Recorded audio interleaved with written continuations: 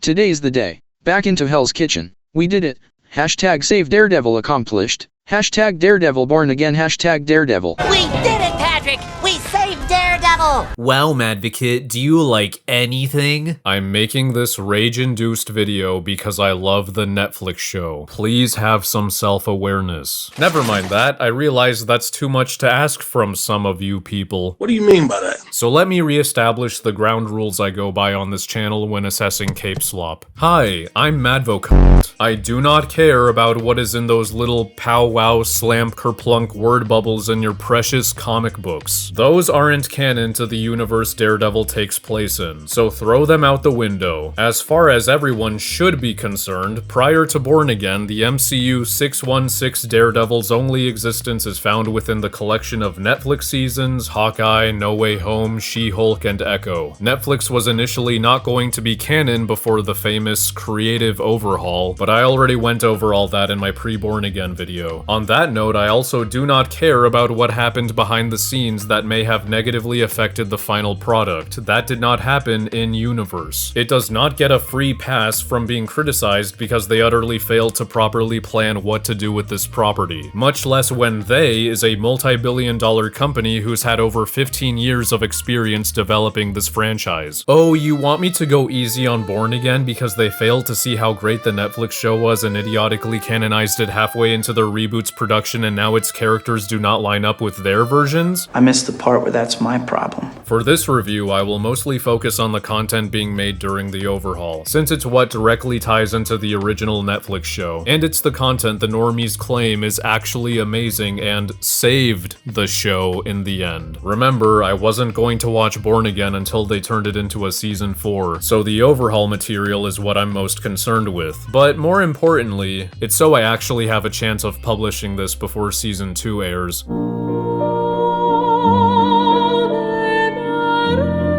So Nelson, Murdoch, and Page are an established law firm as set up by the season 3 finale. Foggy says, I like to think that we have evolved. Oh, sorry, I'll tell you myself because for some reason they have this awkward orchestra blaring over the dialogue. Foggy says, I like to think that we have evolved. This isn't nostalgia, it's reverence for the past, yet hope for the future. Wow. Pretty on-the-nose dialogue right off the bat, don't you think, Counselor? The trio find themselves at Josie's bar, which has relocated, because the interior is not at all what it had been during the Netflix run. I would know, because I've been there. Matt and Karen pair up at a table, leaving Foggy alone with a lawyer named Kirsten McDuffie at the bar. And they're flirting, with Matt and Karen acknowledging that flirting is indeed happening. Where the fuck is Marcy? Marcy wasn't just a one-off fling Foggy had, she was an actual player in the plots of seasons 1 and 3 and even had development of her own, evolving from a rude, soulless corporate bimbo to a sweetheart who wants to fight corruption, all thanks to reconnecting with Foggy. I'm sure I'm not the only one who fully rooted for their relationship in season 3 because they're both good people who loved each other. Do you guys even fucking remember he tried proposing to her? Again, I'll remind you that I am aware most of the Netflix characters didn't exist in pre-overhaul Born Again, but Feige decided to make this a sequel last fucking minute, so maybe he should have stuck with the reboot because he has officially validated these kinds of criticisms. He did this, not me. And this goes for other important characters like Brett Mahoney and Sister Maggie. Their absence will be questioned. I also do not give a shit about your headcanon. Statements like, this major event and character development must have happened off-screen, or season 2 will explain it, can fuck right off. So Foggy and Marcy just aren't together anymore. Yippee. Foggy receives a phone call from a guy named Benny. Matt realizes it's a distress call and uses his super hearing to hone in on it. But instead of doing something simple yet effective to portray this power, like in the Netflix show, and in fact, like they do in the pre-overhaul episodes, they do this obnoxious thing where the aspect ratio slowly changes, going from widescreen to 16:9 to an even tighter widescreen. To me, this looks like a film student is playing with the crop tool in Premiere and thinks this is really cool. They also felt the need to hover a single artificial lens flare over Matt's ear as if it's not easy to tell what sensory organ is being used. It then cuts to someone easily opening a door with a paperclip.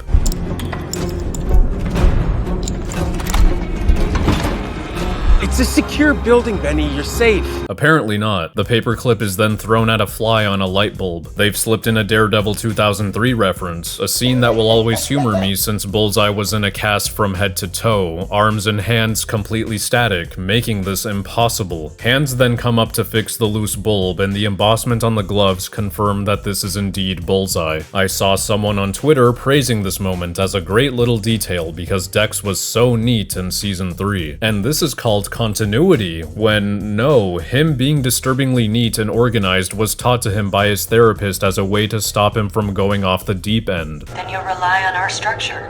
A tidy physical space, a disciplined vocation. You will build your life on pillars of order. Being this OCD was him repressing who he really is. That's why when he blew his dinner date with Julie and after his night of killing people at the Bulletin, he had to resort to listening to the therapy tapes to get back in that headspace. Fisk swayed him into going full mask off by reassuring him that he accepts his true nature, a psychotic mess. So why would he care about being neat when he's full-blown Bullseye? If screwing in the light bulb was intentional for that reason, then it already demonstrates a misunderstanding of the character, and we haven't even seen his face yet. Back to the call, Benny is a client that Foggy's been stashing in his apartment because he says he's been getting threats. Foggy never told Matt or Karen about this because he thought Benny was being Benny. Once they hear a scuffle happening over the phone, Matt starts leaving to check on him, followed by Foggy saying, "Sorry, maybe I didn't want to give you an excuse." Meaning Foggy has prioritized not getting Daredevil involved over potentially saving his client's life. He's regressed back to treating the alter ego like an addiction to Matt. Why does he even think Daredevil is Matt's first and only line of defense? You'd think that after their arcs in season 3, which was like 8 fucking years ago, Foggy wouldn't assume that Matt would just jump straight into beating whoever is threatening Benny without discussing it first. They could have agreed on a more strategic approach to Benny's dilemma without the need to throw hands. So they made Foggy stupid for the purpose of drama, and for what comes next. Matt is then seen in his new Daredevil suit. Thanks, I hate that fuck-ass kickball texture. Depicted as a weightless CGI figure swinging all over the place with his baton. It's also shot and composed like shit. This is our very first reintroduction to Daredevil after 7 years, and it looks like this. Oh my god, bro. Oh, hell no, man. What the fuck, man? Get your ass on. Not only that, Matt has prioritized getting his suit at where I assume is his apartment over saving Benny, who was already face to face with a violent threat before he even left. Just thought it was Benny being Benny. Remember how he would just throw on a scarf or a beanie and go straight into whatever danger needed his immediate attention? Because, you know, saving lives was more important than showing up in his official black or red suit? Wow, Madvocate, you were just complaining about how Daredevil looks after a 7-year absence, and now you want his first appearance to be Matt in a beanie? Yes. If it means it doesn't come at the expense of his character, then yes. At this point in his career, because he knows how sudden danger can show up, he should be carrying a beanie or a cloth in his pocket at all times. And I know everyone and their grandpa was dying to see Daredevil fully dripped out in his first action scene after this long, and I know Disney wanted to bank on that expectation, so all I can say is, write a scene that actually allows that without having him waste precious seconds that could be the difference between life and death for Benny. Because until his suit can be stored in a fucking flash ring, scenarios like this will always be a problem. And if your excuse is that he needs his grapple baton to get there faster, I highly doubt that's the case, since Foggy said his apartment was right down the street. I'm literally around the corner. I'll be there in 5 minutes. He's at my apartment.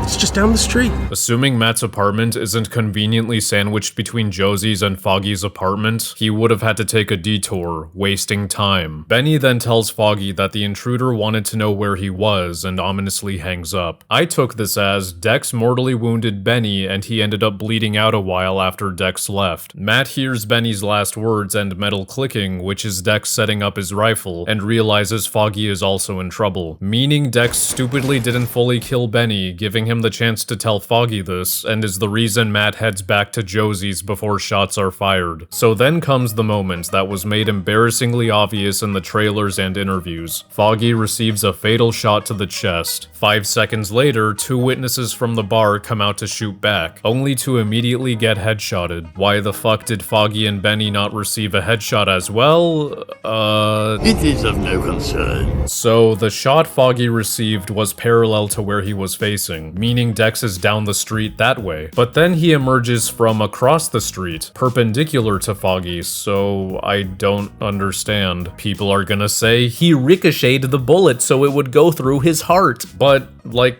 fucking why? He didn't do that to these two, and he has a clear shot to his temple from this angle. That is also a guaranteed death. And then those same people are gonna say, He was aura farming. because good lord was that term being thrown around like shit from monkeys whenever a new episode came out. Anyway, Dex has all this time to shoot Karen in the head, and he just doesn't. Instead, he throws a smoke grenade into the bar for no reason and continues closing the distance until he's a couple meters away from Karen? Why? Madvocate, he doesn't kill her yet so he can say hello Karen. It's a callback to season 3. Hello, Karen. Hello, Karen. It's nice to see you again. Hello, Karen. It's nice to see you again. He said that in season 3 so he could make himself look like the real Daredevil to the people around Karen. Karen was known for having history with Daredevil, so Fisk had Dex say this to sell fake Daredevil as real. Hello, Karen. It's nice to see you again. Was there anyone else in the room named Karen? He's talking to me, that's true. Good. But I've never met him before.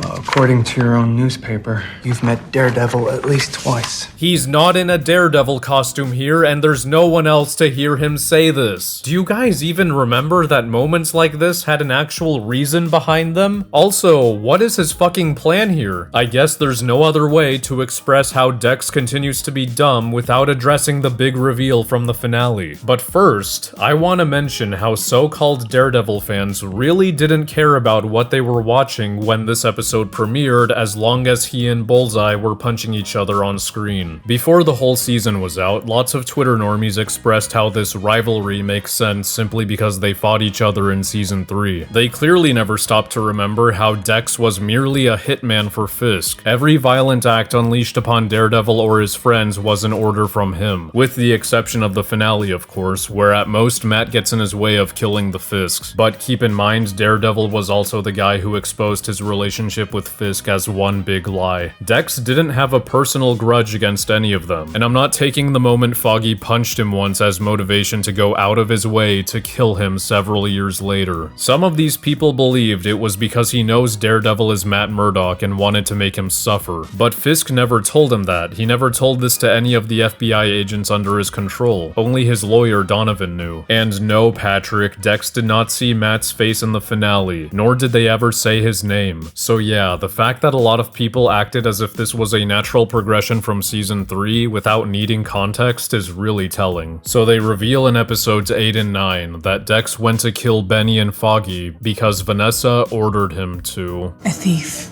called Benjamin Cafaro and his lawyer, Foggy Nelson. Haven't we done this before? Benny had stolen goods from a truck and was caught on camera in Red Hook, a port where Vanessa is laundering money. He and Foggy were unknowingly about to expose her criminal activity, and therefore Dex was sent to permanently silence them. This backs up my interpretation that Benny died during the phone call, but not even the MCU wiki knows if he did. So if season 2 reveals he survived, then... You idiot! Vanessa issued a conditional release for Dex while his appeal was pending, so he didn't escape from the loony bin. He was legally released. I'll get into why that's all nonsense later. Let's just proceed with that knowledge in mind. Why the fuck would Vanessa hire the man who was trying to kill her and Fisk, and why said man would go through with this? Need I remind everyone, because it seems like a fucking worldwide amnesia epidemic took place? Dex hates Fisk now. Ever since he found out he killed the woman he was obsessed over and was so close to becoming his North Star. He was trying to kill Vanessa to get back at him. You are the very best, at this type of thing. Oh, well, that perfectly explains why she needed him specifically. It's not like Foggy is a pretty fucking easy target for any other hitman. The very first episode reveals Vanessa has been working with 5 crime families, and turns out to be better at this shit than Fisk was, somehow. When you were gone, I made this business bulletproof. She has a whole criminal network at her fingertips. There's gotta be at least one assassin for hire in there. It's not like Dex has nothing to lose and could easily rat her out should he get arrested. Rat her out as the one who not only hired him, but expose her motive for doing so, because Vanessa decided to idiotically disclose that to him for some reason. Foggy Nelson, the case he's involved with would shine unwanted light in some of my business practices. Hello? Anybody home? Maybe don't spread this secret to someone who wants nothing more than to see you and your husband suffer, but luckily for Vanessa, Dex uncharacteristically accepts the job. The only scenario I can see him accepting is if he plans to instantly kill her as soon as he's free. I mean, Vanessa must have personally given him his equipment, right? She wants nobody to know about their deal, and he's been in custody for about 8 years. Where the hell is he getting the guns and throwing knives from? Or fuck that, he didn't turn anything into a lethal projectile when they were in a room together at least once post-release? Nope, he doesn't lay a finger on her and goes through with the deal like a good little character assassinated boy. And why the fuck would Vanessa hire the man who has history with her, Fisk, the target, and the target's superhero friend who might suspect her involvement should he get caught? Maybe increase your degrees of separation by hiring a hitman that has absolutely no known history with anyone involved, but going back a bit, maybe Vanessa doesn't expect Dex to get caught, because like she said, You are the very best at this type of thing. So let's see how the very best carried out his one job. First and foremost, he chose to do this right after work hours. I don't understand why he thought Foggy being home was a guarantee at a time he would be awake instead of sneaking into his apartment in the dead of night. He could have killed both him and Benny in their sleep. Already mentioned how he didn't finish off Benny before going to Josie's, and after shooting Foggy and these two, Dex goes for Karen. Why? He just finished the job. Why isn't he getting the fuck away from this place? Does he not want freedom? And why Karen of all people? Do I have to fucking repeat that he only tried to kill Karen in season 3 because Fisk ordered it? And why did Fisk do that? Because Karen killed Fisk's best friend. Dex knows this. There was one person, an employee, that I let become my friend. Eventually, he was like a son to me. James Wesley. He disappeared. He was murdered. I didn't know at the time, but Karen Page killed Wesley. He should be kissing her toes for making Fisk suffer. So Dex, once again, is merely a pawn for the Fisks with no reason to hate or rival against the main trio in Born Again. And months after the reveal, people are still calling Daredevil vs. Bullseye an unmatched rivalry. You keep using the word. I don't think it means what you think it means. Daredevil vs. Kingpin is right there. On the note of meat writing, I've seen people defend Dex's stupidity and off-book actions with, he's crazy. Crazy does not equal random bullshit go. Crazy people can still have motivations, agendas, and restraint. Fucking hell, Dex is crazy by nature, but he had the capacity to restrain himself for most of his life. Anyway, the master marksman who just sniped with 100% accuracy from a block away chooses to close the distance between himself and Karen for no fucking reason. But the meta reason is so that Matt can arrive on time and they can be close enough to the window to crash into it. Karen should be dead. Then the super ultra turbo epic dick enlarging panty dropping fight commences, and it'd be nice if it wasn't so cloudy and ugly. Is there even a point to the smoke bomb? Dex doesn't use it to his advantage or anything. He's not using it for stealth. If anything, it's hindering the one sense he needs to effectively hit his targets. His fucking sight. Remember, he doesn't know who Daredevil really is, so the smoke bomb isn't for him since he didn't expect him to show up instantly. Throughout the fight, Dex throws things at Randy's, but 3 of them make it to this back room, close the door, and wait it out in there. Now you'd think them not booking it means there's no way out of here, right? Nowhere to run, if you will. It'd be pretty fucking stupid to stay in the room next to where Daredevil and a masked killer are exchanging knuckle sandwiches, right? Well, they stay there and all get KO'd, only for Dex to walk into a hallway that is accessible from that room. The door was wide open, and they all fucking stayed there. Good job. By this point, both of them are exhausted, and while Matt is recovering in the room, Dex stumbles in the hallway, taking a breath. Some guy is on the stairs next to him, and instead of booking it upon seeing a man who looks like he just pulled off a bank heist, he... let me just show you. Yo, man, you gotta call the cops. There's something going on downstairs. Oh my god! What is the cause and effect here? Why was this guy placed here like an NPC that got soft-locked on the stairs? His partner sees all of this, and instead of fucking fleeing, she lets a masked murderer get up closer to her.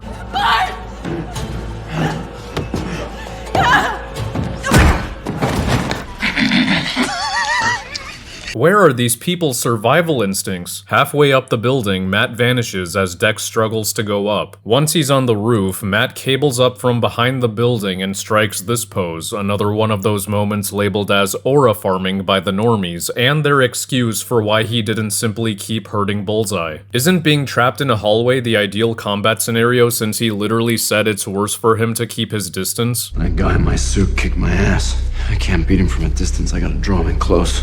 Do more damage. If the reason for fleeing was to catch his breath and rest a little, Matt ran back downstairs, exited the building, went to the alley behind it, and pulled himself to the roof just to meet Dex there. Sounds way more exhausting if you ask me. Dex then stands on the front ledge for no reason. I guess he's gonna hop down to this lower ledge? The fuck's he gonna do from there? Wouldn't it be better to hop to the adjacent rooftop and get somewhere where there isn't a crowd waiting for him on the ground? The meta reason is so that this beatdown can happen on it, and so that what's about to happen can happen. Matt throws a knife into Dex's back while he's standing on it, saves him as he falls forward to then hit him on the back of the head, which could have easily made him fall forward, only he wouldn't have had the chance to save him that time. Matt's been listening to Foggy's heartbeat throughout, and only when it stops does it hit him that his friend is truly dead. And that's when he does this.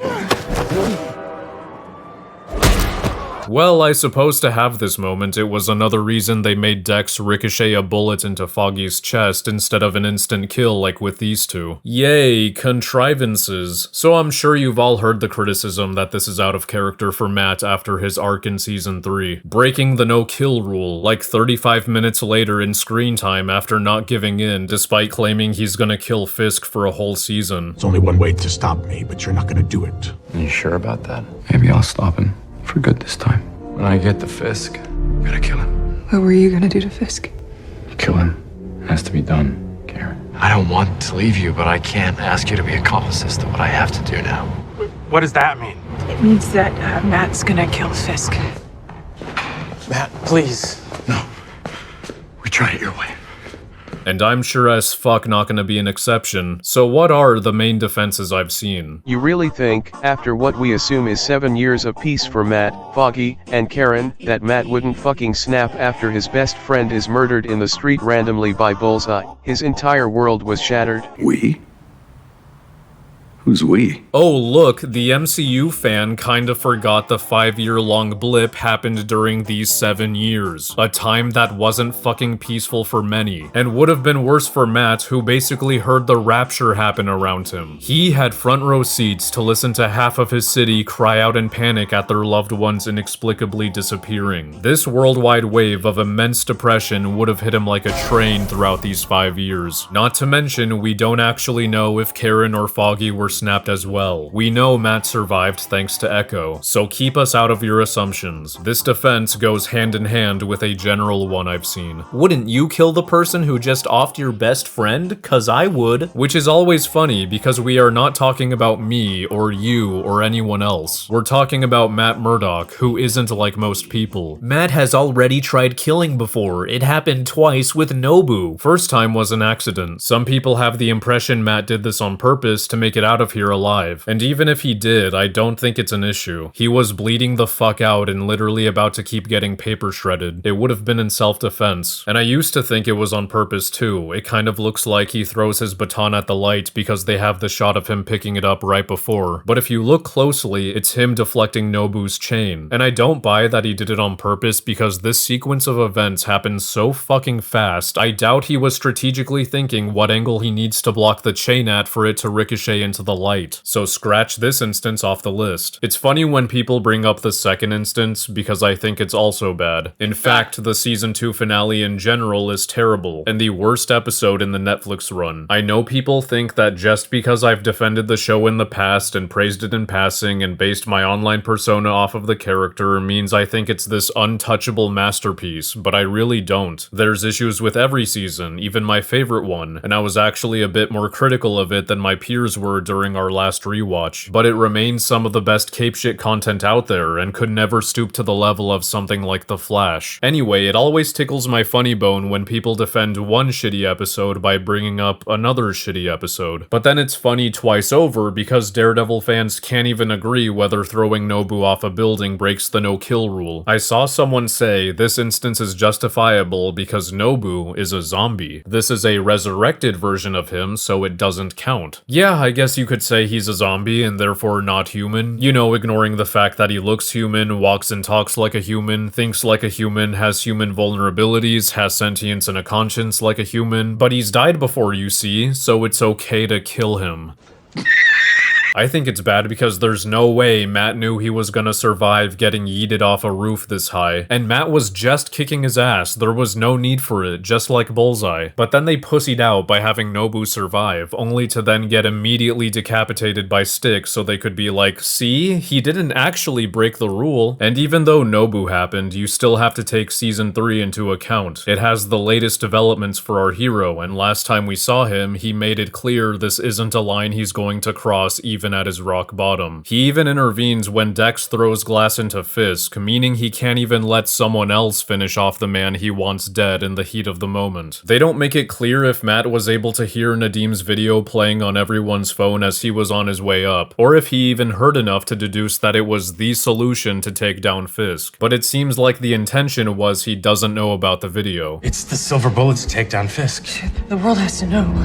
The world and Matt.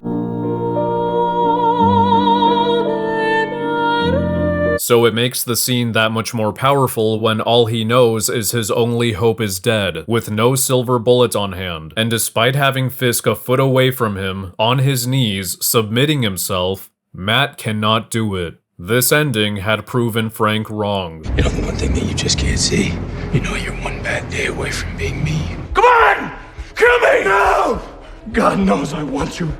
But you don't get to destroy who I am! Oh, but then Born Again came along, and those same people who thought it was so neat that season 3 finally gave us Matt's one bad day, hell, one awful week, and proved Frank wrong in the end, are now saying it's so neat Born Again finally gave us Matt's one bad day and proved Frank right. God, forgive me. And just in general, the overwhelming praise of this scene really makes me wonder what people find good about sequels. You guys find it satisfying that the immediate next on-screen decision Matt makes after successfully not giving in is to give in, and not even because his worldview or any of his beliefs were challenged, like Defenders and the release of Fisk did? Cause need I remind you, season 3, the one that had him at his lowest point, didn't have him trying to kill Dex after he murdered the surrogate father he had since he was 9, even though he's had a couple of opportunities where he could have. If you think this decision in Born Again was a great and natural direction to take his character in, then I have a sequel trilogy to sell you. And then they took a page from season 2's ending and pussied out by having Dex survive this fall. Not just survive, but he keeps full bodily autonomy. There were zero consequences to this. And of course, all the fucking nerds immediately clamored that Dex has a metal spine now. Of course he's fine. They're doing the Grand Inquisitor has 2 stomachs and that's how he survived bit from Obi-Wan Kenobi. Because a metal spine is all it takes to receive no lethal damage to your skull, limbs, torso, and organs when landing on your fucking front side from a 5-story drop. There's even a pool of blood spilling out of his head. Yeah, thanks for stopping that from happening, metal spine. What do the doctors actually say about this metal in the season 3 finale? Chromium steel reinforcing framework is...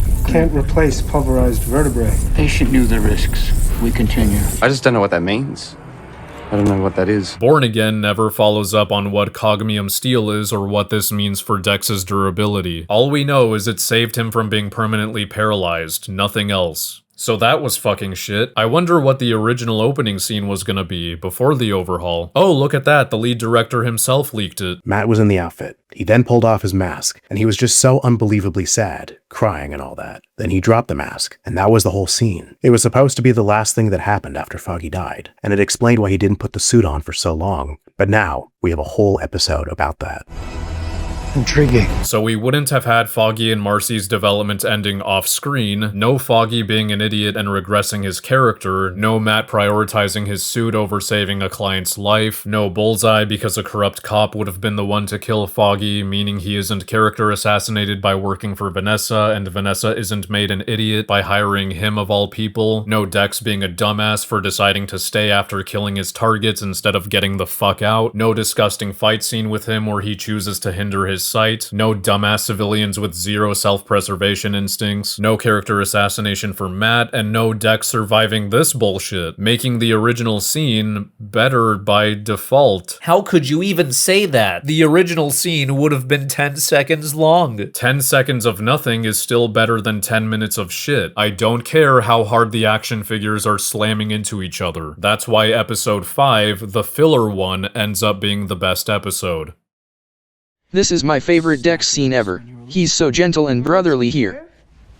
Like crazy. I guess it's no wonder you people clapped at this opening that completely misunderstands Dex when you yourselves didn't understand him in season 3. This isn't him giving us a glimpse of his true colors. He's not misunderstood. It takes place the day after he catches Nadeem working with Daredevil, who now knows he was the poser at the Bulletin. So Dex is establishing dominance by inviting himself to Nadeem's safe space where his wife and child are. It's basically the nice argument, but I have your home address meme. The friendliness with Seema, teaching Sammy how to throw like him. This is a mask he's putting on, and it's meant to be disconcerting. I'm gonna bring up a few more tweets in this video by Randy's saying ridiculous things about these shows, and if you think it's pathetic of me to go after low-hanging fruit, I mean, you're welcome to think that, I don't give a shit. But I'm doing this because the official Born Again marketing team didn't seem to think it was pathetic to screenshot tweets from Randy's and post them on Instagram to tell the world how amazing their show was. I've personally never seen a massively mainstream company stoop to pilfering tweets like this before. If you thought appealing to a Rotten Tomato score was bad, oh boy. Like they took one from Charlie Cox fans. Gee, I wonder if they're heavily biased at all. Oh my god, this one is from Blu-ray Angel. What is going on with DC? What do you mean the Batgirl movie is canceled? Where is she? Yeah, just go ahead and tell the intern who slipped that one in to pack it up. They are so cooked. Now with that atrocity out of the way, I can finally move on to the white elephant in the room that is Wilson Fisk. He's out of prison, which was no surprise due to his appearances in Hawkeye and Echo. The latter showing he's been operating since at least 2021, meaning with the canonization of Netflix, he's only spent about 3 years or even less in the hole. Because those shows were also written with a clean slate in mind, they placed Fisk back in his roots of being a mob boss working from the shadows and having power over the police. Sir, I need you to step back. You know who that is?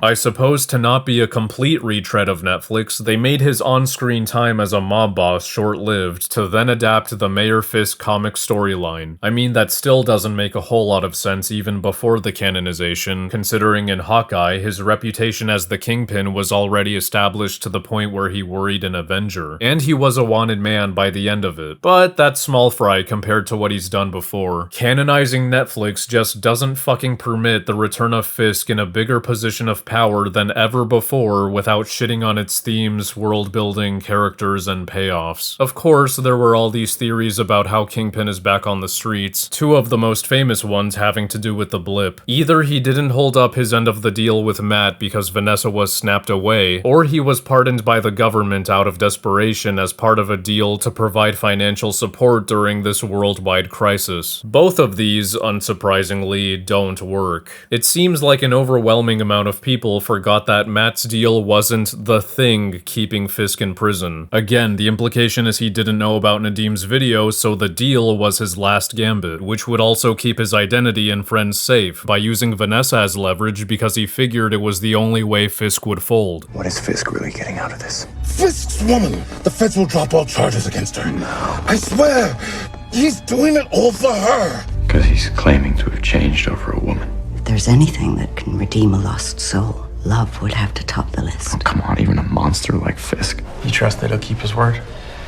I mean, I trust that he loves Vanessa. Nadim's testimony is what would officially bring down the hammer and put him away for good, as Foggy and Blake Tower outlined to us. This is admissible in court. Every damn word. It's the silver bullet to take down Fisk. Well, the state of New York isn't gonna make the same mistake. Everyone knows his game now. Fisk won't manipulate the system again. Karen also mentions that Tammy Hatley was the next FBI member to flip on Fisk. In case you guys heard, Special Agent in Charge Hatley flipped. She corroborated Ray's dying declaration. As for the theory that Fisk was pardoned because he used his wealth to help out during the blip, what wealth? Y'all don't remember he was left with barely anything after season 1? That a good number of your assets were seized by the government, Mr. Fisk. Your remaining capital is limited. Your funds have almost been depleted. Building up your little protection crew wasn't cheap. Your cash is almost gone.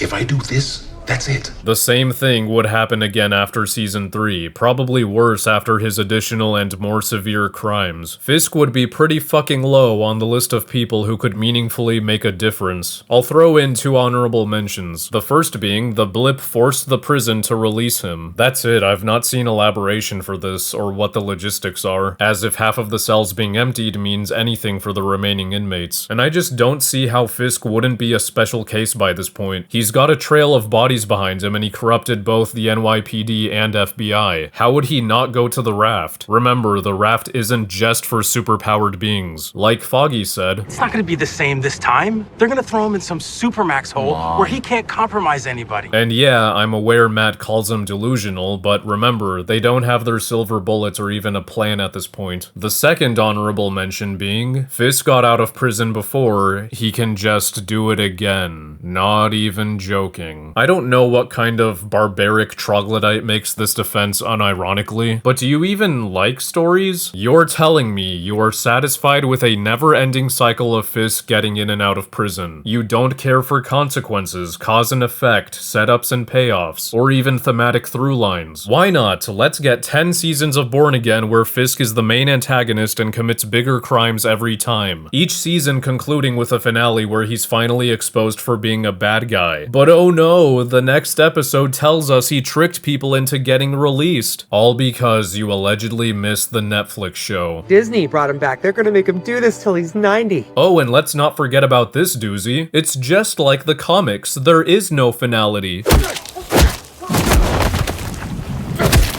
Get some fucking standards. I'm sure you clapped when his eye magically grew back with absolutely no repercussions other than a faint scar. It's pretty symbolic of the state we're in right now. I don't get you comic meat writers. You're happy that this never-ending cycle with Fisk is just like the comics. Meanwhile, the rest of Daredevil's antagonists are left to never get the spotlight by a studio you claim is doing a stellar job with Fisk. They barely brushed the surface with Muse, no pun intended. Maybe season 2 will give him some actual sauce.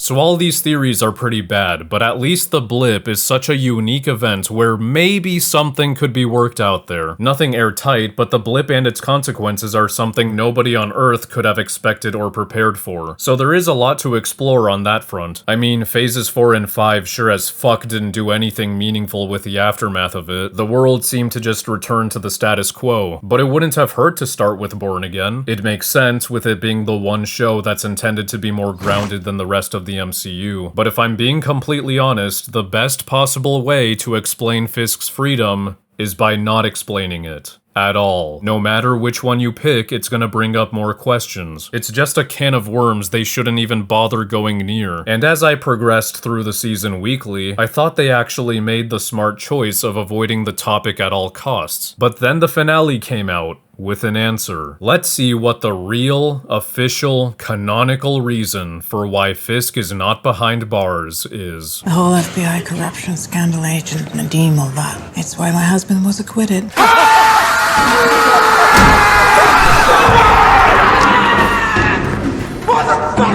I wasn't aware there was an option D, because how in the fuck are you telling me that the same thing that got Fisk arrested in the season 3 finale is the same thing that got him acquitted? Remind me again, cause I'm a brain dead dumb fuck apparently, or at least Disney is treating me like one. Why was the FBI corrupted in the first place? Who was the one responsible for that? Apparently it wasn't Fisk. He had nothing to do with it. A secret third party was pulling the strings apparently. Maybe it was fucking Palpatine. So Palpatine's been out there all this time, pulling the strings. Always in the shadows from the very beginning. At this point, why not? So much for Foggy reminding us that people like Fisk want us to believe the system doesn't work, and being proven right in the end. That's the bullshit that people like Fisk want you to believe. Nobody's above the law. The only thing powerful enough to take down scumbags like him is the law. The court says that a person who believes that they're dying has less incentive to lie. You're telling me this is admissible in court? Every damn word. You were wrong, idiot. So much for him and Blake Tower reassuring us that it's so over for Fisk. It's the silver bullet to take down Fisk. Well, the state of New York isn't gonna make the same mistake. Everyone knows his game now.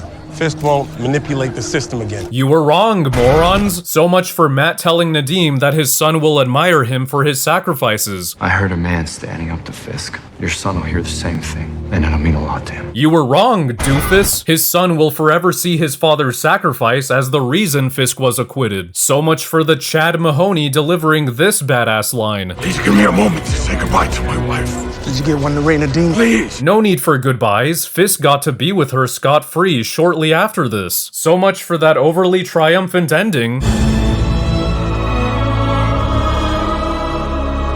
It was all a subversion of expectations. You got pranked if you believed any of this was an indication that the Kingpin arc had come to a close in 2018. And what pisses me off the most is the spineless revisionism that happened last year. To defend this fucking garbage, MCU simps were unironically saying that it was always obvious Nadeem's sacrifice was never going to work, as if they predicted it was going to get Fisk acquitted back in 2018. No one believes you for a fucking nanosecond. Nadeem mentioned this is already peak, even if it does make me unreasonably sad that his sacrifice wasn't enough to keep Fisk locked away. Jesus Christ, just saying his name, even in the worst possible context with no elaboration, already has your ears perked up and mouth salivating like a dog. And what the fuck do you mean unreasonably sad? Mickey Mouse isn't going to gut your whole family, bro. Are you that scared of saying something negative that you will preemptively call your emotions unreasonable? They are beyond reasonable. You are allowed to criticize this shit, and you should if you care about the Netflix show at all. So what about the deal? I guess Fisk never pled guilty, even though getting himself in prison was part of the agreement, and allowed Nadeem's video to completely exonerate him. And I can only imagine the orgasmic relief Fisk must have felt when he realized he can break the deal with no consequences, because if the law deemed him innocent, surely it meant Vanessa is in the clear too. If the judge decided the FBI acted entirely on their own despite the testimony stating the contrary, that must mean a testimony from Felix Manning won't do jack shit to Vanessa. Eyewitness, Miss Mariana, order the murder of Agent Nadeem. I can testify! So, given how Fisk is legally clean as a whistle, and by extension, Vanessa is too, and the deal was contingent on Vanessa being guilty, then what the fuck is holding Fisk back from revealing Daredevil's identity and killing Foggy and Karen? I will dismantle the lives of the two amateurs that put me in here!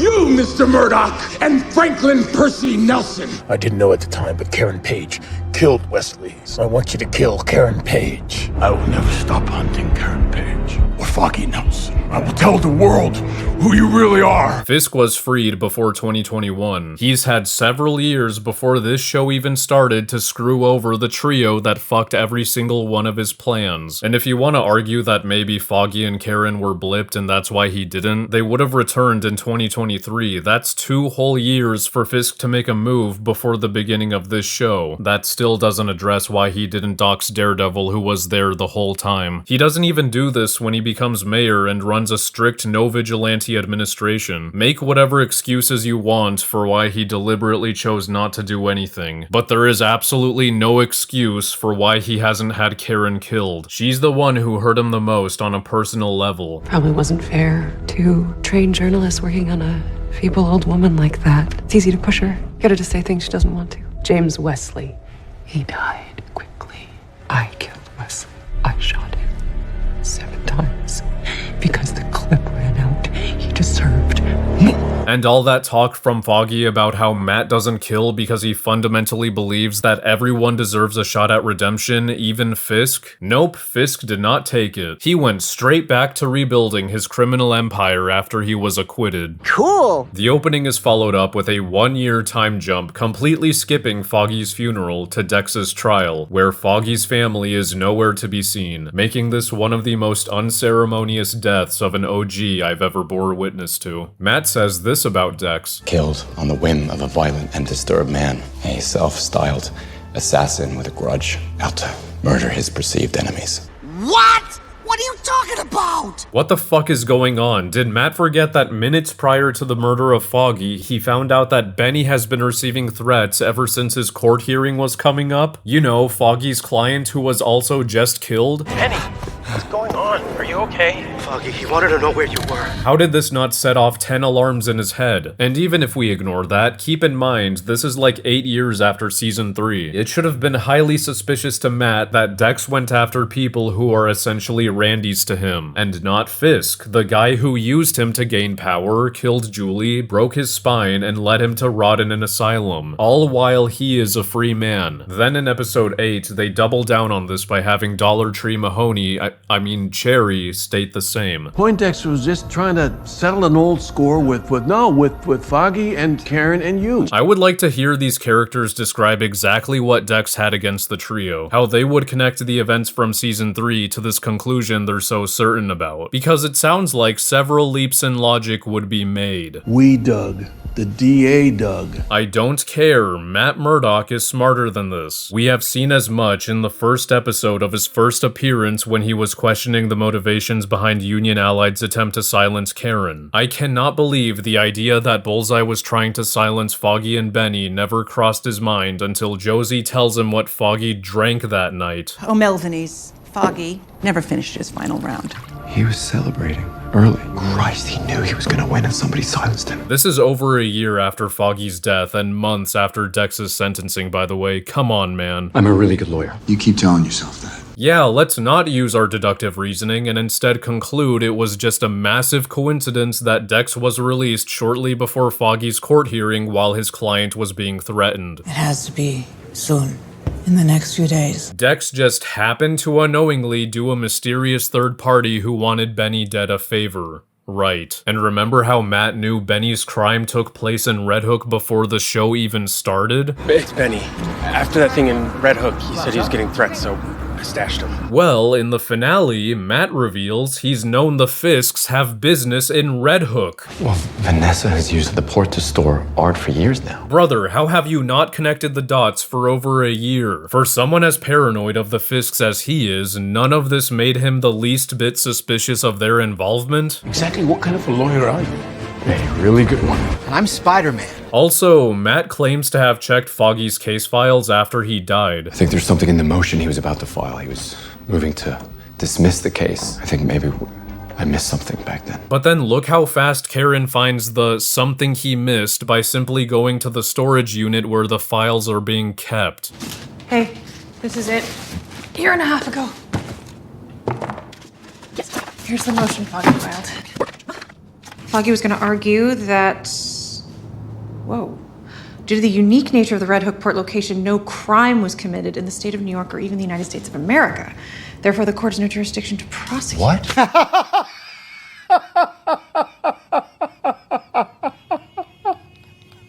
I don't fucking know. Maybe the person who read the files to Matt the first time was also blind and didn't see Foggy's motion. He does say this before. I can't believe I didn't check what he didn't file. So he kinda forgot to? But again, Karen instantly found the folder with the motion in Foggy's box, so how was it not instantly checked back then? He deliberately chose not to? Right. And then Karen defends him with, Matt, don't beat yourself up, okay? We were all hurting. no, Matt Murdock is not the type of person person to get lazy and resort to half measures in the face of tragedy. If anything, it pushes him to seek justice even harder. I hope those who claim it's in character for him to kill for his best friend aren't now claiming it's in character to leave stones unturned for his best friend. Anyway, going back to the logistics of Bullseye's release, what does a conditional release pending an appeal entail? Kinda like parole, it is a court order allowing a convicted defendant to be freed from jail while their appeal is being heard, but only if they are entitled to one, and can prove the appeal isn't for the purpose of delay but instead raises substantial legal questions. Upon being granted conditional release, the defendant must follow strict conditions set by the court. So here's the thing, mass murderers tend to not be entitled to conditional release. There has to be convincing evidence they're not likely to flee or pose a danger to human safety. This is the fucking guy who's killed FBI agents and a priest. And don't tell me, maybe he's turned over a new leaf and demonstrated good behavior. They still have him drugged up at the asylum he's in after 8 years to stop him from being a threat. What substantial questions of law could his lawyer have possibly presented to a judicial officer to convince them there's more to his case? The season 3 finale was pretty cut and dry. He's got a trail of bodies with knives embedded in them, and Nadim's testimony made sure that Fisk had nothing to do with it. And going back to the conditions under a defendant's release, one of them is to stay away from alleged victims or witnesses. So why the fuck is Vanessa the one bringing him the court order? She is both a victim of and witness to his crimes. She cannot be showing her face around here. You idiot! So we've gone over how Dex's character is nonsense, his conditional release is nonsense, Vanessa's reason to hire him is nonsense, Matt Murdock's conclusions are nonsense, and his lack of brain power is nonsense, shattering the entire foundation for Foggy's murder and Matt's character arc this season. And yet, there remains one simple question that hasn't been asked. How did Vanessa even know Foggy was going to use the Red Hook charter to win his case? Remember how that was the whole reason she had him and Benny killed? Christ, he knew he was gonna win and somebody silenced him. Foggy never told anyone that was his silver bullet. His flirting session with Kirsten made it clear he was taking his strategy to the grave. What's your game plan?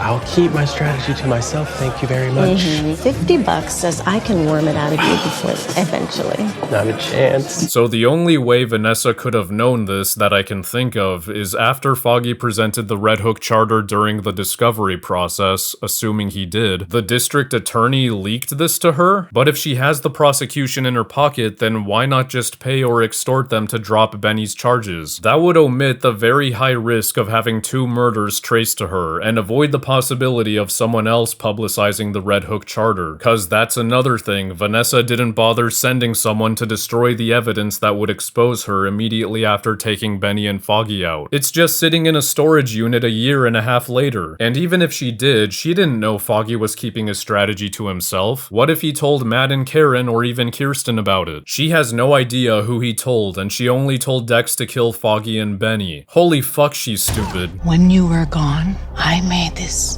business bulletproof. Yeah, if that already wasn't unbelievable from the get-go, it sure as fuck should be now. So after Dex's sentencing, Karen and Matt have a chat where it's exposited they haven't actually talked to each other for a year, and Karen ended up moving to San Francisco. They shut each other out, and one refused to make contact with the other when they were ready. What? I've only ever seen people call this character assassination for Karen after her arc in season 3, and don't worry, I'm with them on that one. Yeah, I don't think I can do it anymore. I'm done.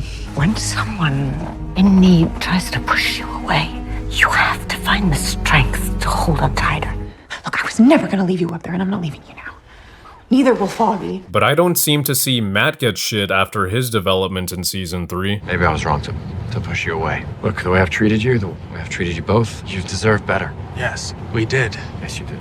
For me personally, he spent many years trying to get me to face my own fears, to understand how they enslaved me, how they divided me from the people that I love. It was his legacy, and now it's up to all of us to live up to it. That was nice, what you said. It wasn't just him, you know. It was you too. Help me see that. truth about myself. And why did he shut his best friends out at the beginning of season 3? Because he literally gave up on the Matt Murdock side of his life. His strained relationship with God, from feeling like he's only been punished for serving him, led to fully embracing Daredevil. Warriors are meant to be alone if they are to fight at full capacity, as Stick told him. So there was an actual reason for it. His beliefs were challenged. And as this scene is about to establish, the Matt Murdock side of his life is very much alive, to the point where he co-founded an entirely new law firm that's doing better than Nelson and Murdock ever did. And he didn't cut contact with his best friends when Elektra died the first time, or when Stick died, or when Father Lantom died. So yeah, I'm calling bullshit. Also, Matt only says he's tried calling and leaving messages, which, if this is supposed to imply they didn't go to each other's door in person to talk, that's also not in character. And I also do not believe they would leave each other hanging outside if they did. But I know they needed an excuse to write her out of the show until the finale, but not like this. I'm feeling bold, so I'm gonna take a line from my first Kenobi video and say we're at a point where it would have been more acceptable if there was a planet-destroying earthquake that created a canyon that forced them into separation until the finale. I mean, that should have been a consequence from Eternals. Ain't no way this massive fuck making it this far out of the earth didn't rupture every body of land on it. And that way that movie can actually carry weight in the MCU other than just being how adamantium is introduced. Matt then reveals he stopped being Daredevil. Haven't we done this before? This is especially weird when, again, this is the episode that succeeds a season finale with this conclusion. I realized that if my life had turned out any differently, that I would never have become Daredevil. And although people have died on my watch, people who shouldn't have, there are countless others that have lived. Maybe my life has been exactly as it had to be. And he continues to have this sentiment several years later whenever She-Hulk happens. Jen Walters can use the law to help people when society fails them. She-Hulk can help people when the law fails them. So how did Foggy's death challenge this? What is the better alternative? I made a promise to myself. I'd let the system handle it. No, he should have absolutely no faith in the system. It's the same system that looked at an agent's dying declaration and all corroborations exposing DOJ corruption and decided the fucking mob boss responsible for it should be acquitted. It's the same system that handed a mass murderer who isn't fit to be off medication a conditional release with no safeguards or supervision. The absolute failure of the system is the whole reason Foggy is dead, dude. But sure, honor his memory by not taking action when people are in need like he was that night.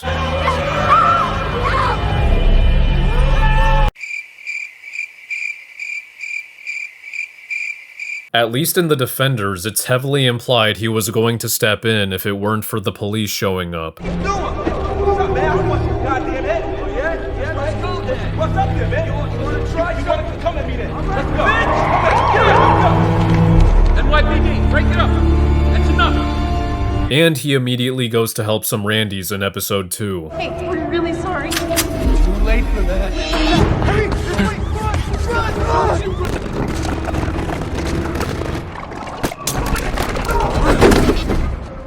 Don't do it, they're just kids. Karen does not care that he stopped being Daredevil for a year, in a city where 30% of the police force retired because of vigilantes like him. So, kind of the worst time to stop caring. Which, by the way, is a strange inverse of the effect vigilantes had on the NYPD during the Defenders era. Nostalgia or not, it's hard to believe Cherry's retiring. So many retiring, leaving, and it's 30% of the force in the last 2 years. The NYPD is prevailing. I report on it every day, and crime rate's down. I really think that Daredevil may have made the city a safer place. Not caring about squat is unfortunately an assassination that plagues the whole main trio, including Foggy before he died, because as Echo established, Fisk has been out of prison for years and none of them give a shit. They're having a laugh, kicking back at Josie's. If I take a night off, people get hurt. Not one mention of him, not even when Matt tells Karen he won't be Daredevil anymore, even though Fisk being free is literally the polar opposite of what they were expecting in the previous episode. But Fisk was legally released. Why would they go after him if the law says he's innocent and they have no new dirt on him? Hey, remember their reactions to the news that Fisk was legally transferred from prison to house arrest to cooperate with the FBI? Who in the hell would let out Fisk? Then you won't give me any pushback when I tell you, you are staying away from this story. I can't do that. And you're the agent who released Wilson Fisk? Fisk has not been released. He's a cooperating witness, but he's very much a convicted prisoner and he's being treated as such. Being held in a $20 million penthouse? You want to explain to me how this is justice? Of course I'm biased. Fisk tried to have me killed. Fine, give the byline to Mason. I don't give a shit about credit on this. What I give a shit about is Fisk getting out of prison. I have to do something about this. So don't tell me to back off, because I won't. I am not going to sit here and wait for Matt to come to his senses. Fisk is out and he has to be stopped. No. I objected to Mr. Fisk's house incarceration on every ground imaginable. I assumed as much, so I did some digging. And if we can open a state case, we can at least put him back behind bars, at least for a while. Fisk had Mrs. Cardenas killed. Fisk will hurt more people like her. So what are you gonna do? Maybe I'll stop him for good this time. I'm going after him, Foggy. I'm gonna find a way to bring Fisk down. I'm afraid I was too painfully right when I said Born Again is going to be my last Jedi. Go away! I may even take a page out of Mark Hamill's book and rename the main character, since he's just not the Matt Murdock we saw in Season 3. I almost had to think of Luke as another character. Maybe he's Jake Skywalker. He's not my Luke Skywalker. I don't know what I could name him, though.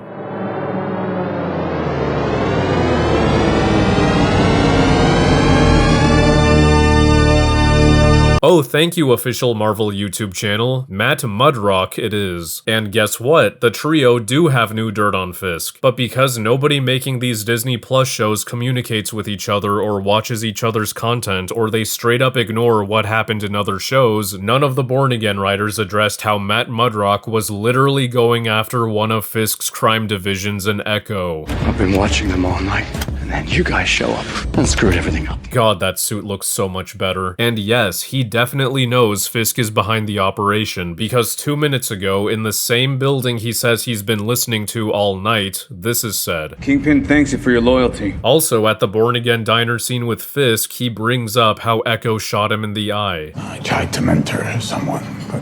Didn't she shoot you in the face? Don't know how Matt could possibly know that without knowing Fisk was up to no good to put himself in that position. And like I said, the police are after him at the end of Hawkeye, and assuming his close friendship with Cherry had already begun before Christmas 2024, there's no way he wouldn't know about any of his deeds. It's also apparent the writers want to pretend these events didn't happen when Cherry tells Mudrock that Fisk's money invested into his mayoral campaign is completely clean and can be attributed to Vanessa being an investment sorceress, and this is all Matt has to say. If I didn't know better, know him better, I'd say he sounds sincere, like maybe he wants to actually do something for the city. He says this like there's a chance Fisk has been on the straight and narrow after he was acquitted, and his distrust only stems from their history before that. But again, he was literally there spying on one of his dirty money-making warehouses years after Season 3. He knows his money isn't clean. But nope, he won't mention any of this and tells Cherry to give up on investigating the Fisks. Then at the diner scene, Matt simply gives Fisk a warning about stepping out of line and continues to not pursue taking him down. Why is it I can't shake the feeling that you're gaming the system? Gee, I fucking wonder, Mudrock. The guy who wanted to make Hell's Kitchen a better place by gentrifying it through violence and displacement while bribing the police into protecting him is now here claiming he wants to make New York a better place as mayor. I wonder why that's suspicious. The mobster who was supposedly saving lives by snitching to the FBI but was actually using them to eliminate his competition while protecting him is now here claiming he wants to make New York safer by becoming mayor.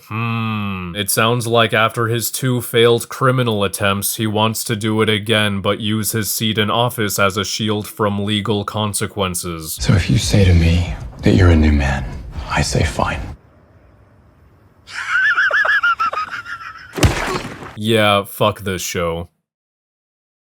So what the fuck is Fisk's fucking campaign all a fucking bout, and how the fuck does he fucking win? Before getting into it, I want you all to keep 3 things in mind. This is the same world that shunned John Walker into dishonorable discharge and irrelevancy for killing a terrorist. Beloved Captain America loses everything for killing one super soldier criminal less than 3 years ago. It's also the same world that fucking detests Spider-Man for allegedly killing a guy according to one dying declaration.